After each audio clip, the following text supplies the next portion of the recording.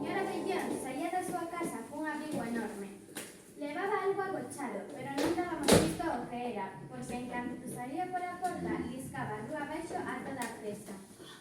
Polas tardes, cando volvía a casa, o abrigo sería tan abordado como pola mañá. Os nenos tiñamos moita curiosidade por saber o que agochaba a señora Bellón debaixo do seu abrigo. Por iso dicimos seguir o se queren casarse. Un día vímoslo sentar tranquilamente nun bar.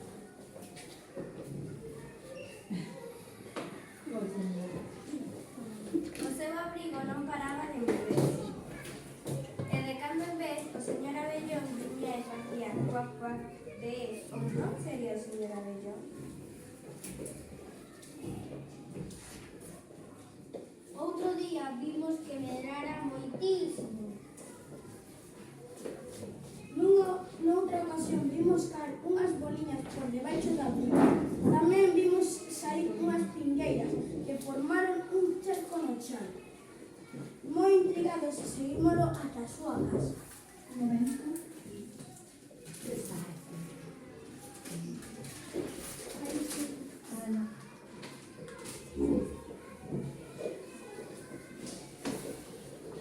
E mesmo cando íbamos mirar por a ventá, ¡zas!, baixou a persiana. Parecía imposible descubrir o que agochaba o señor Abellón.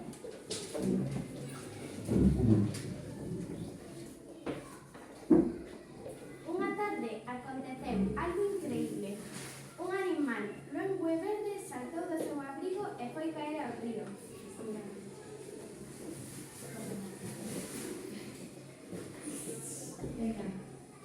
Non te preocupes, meu amigo, gritou a señora Bellón. Xa te axudo eu.